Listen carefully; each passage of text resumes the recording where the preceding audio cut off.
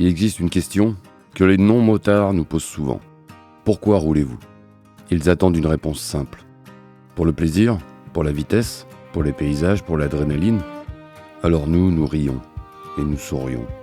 Parce que nous savons qu'aucune de ces réponses n'est vraiment la bonne. On ne roule pas parce que l'on aime la moto. On roule parce que, quelque part entre deux virages, on finit par se retrouver soi-même. La moto n'est pas une fuite, c'est un retour. Un retour vers une version de nous que le bruit du monde avait fini par faire taire. Nous vivons dans une époque où tout cherche à capter notre attention. Nos téléphones vibrent, les écrans nous parlent sans cesse. Les journées défilent comme des trains que l'on ne prend jamais vraiment le temps de regarder passer. Et puis vient ce moment presque sacré. On enfile un blouson, on ferme la fermeture éclair, on ajuste les gants, on rabat la visière et le moteur prend vie. Et sans que personne ne puisse vraiment l'expliquer, le monde ralentit. Le moteur ne couvre pas le silence, il fait taire les bruits inutiles. Et à cet instant, nous ne sommes plus définis par notre métier, ni par nos problèmes, ni par nos responsabilités. Nous sommes simplement un homme ou une femme sur deux roues, vivant, profondément vivant. À moto, rien n'est séparé de nous. Le vent nous traverse, la pluie nous touche, le froid nous rappelle nos limites, la chaleur nous rappelle notre fragilité. Les odeurs changent à chaque vallée, les couleurs évoluent à chaque saison. La route n'est pas devant nous, nous faisons partie d'elle. Et c'est là que commence quelque chose d'extraordinaire. Petit à petit, le voyage extérieur devient un voyage intérieur. Chaque virage ressemble à un choix de notre existence. Chaque montée nous rappelle qu'aucune difficulté ne se franchit d'un seul coup. Chaque descente nous enseigne qu'après l'effort vient toujours un moment où il suffit de faire confiance. Chaque tempête finit par laisser place au soleil, comme dans la vie, comme dans nos vies. Le motard apprend alors une qualité devenue rare, la présence. Nous ne pensons plus à hier, nous ne courons plus après demain, nous habitons enfin l'instant. Peu de personnes savent ce que cela signifie. Nous, si. Parce qu'à moto, une seconde d'inattention suffit parfois à tout changer. Alors nous apprenons à regarder, vraiment à regarder. Le reflet des nuages dans un lac, le parfum d'une forêt après la pluie, le silence d'un col et le sourire d'un inconnu, d'un enfant qui nous salue au bord de la route. Ces petits instants deviennent immenses. Ils nous rappellent que le bonheur ne fait jamais de bruit. Il se cache dans des choses que l'on ne peut ni acheter ni posséder. Les motards se saluent sans se connaître. Pour beaucoup, ce n'est qu'un geste, mais pour nous, c'est autre chose. C'est reconnaître qu'au-delà des marques, des cylindrées et des différences, nous partageons la même vulnérabilité, le même respect de la route, les mêmes fascinations pour l'horizon, les mêmes recherches de liberté. Cette liberté, pourtant, n'a rien à voir avec la vitesse.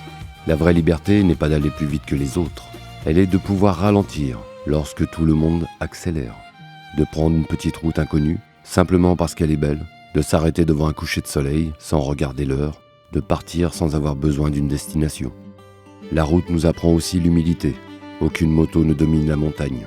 Aucun motard ne commande la pluie. Nous apprenons à composer avec le vent, avec le froid, la fatigue, nos peurs.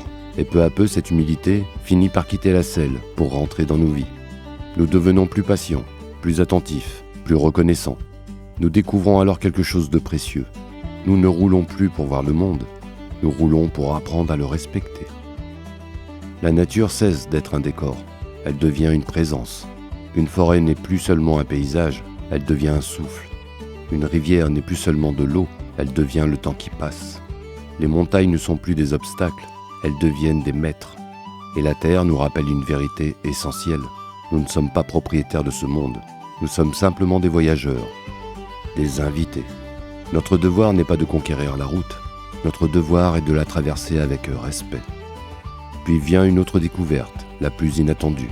À force de parcourir des milliers de kilomètres, nous comprenons que la plus grande distance n'est pas celle qui sépare deux villes, c'est celle qui nous sépare de nous-mêmes.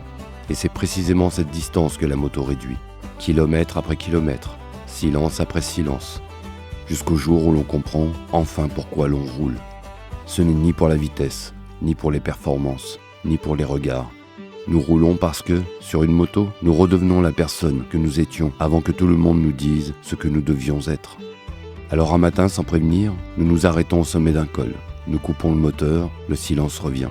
Et nous réalisons que ce n'était pas la route qui avait changé, mais que c'était nous. Nous étions partis chercher les paysages et nous avons trouvé la paix. Nous étions partis chercher la liberté et nous avons découvert la responsabilité. Nous étions partis chercher l'aventure et nous avons rencontré l'humilité. Nous étions partis chercher le monde et c'est nous-mêmes que nous avons découvert. Voilà peut-être ce qu'est réellement un motard. Pas quelqu'un qui possède une moto, mais quelqu'un qui accepte qu'à chaque départ, la route puisse lui apprendre quelque chose. Car la route est le seul professeur qui ne parle jamais. Elle enseigne avec le vent, elle corrige avec la pluie et elle récompense avec les paysages et les levées de soleil. Et lorsqu'on prend enfin le temps de l'écouter, elle nous révèle que la plus belle destination n'a jamais été un lieu inscrit sur une carte. La plus belle destination, c'est devenir, virage après virage, un être humain un peu plus libre, un peu plus conscient, un peu plus humble et profondément vivant.